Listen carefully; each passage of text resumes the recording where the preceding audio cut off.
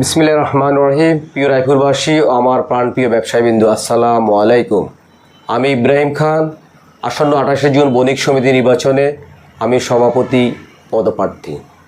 বছর ঘুরে আবার আমাদের মাঝে ফিরে এসেছে পবিত্র ঈদুল আজহা। আপনাদেরকে ঈদুল আজহার শুভেচ্ছা জানাচ্ছি। ঈদ মোবারক।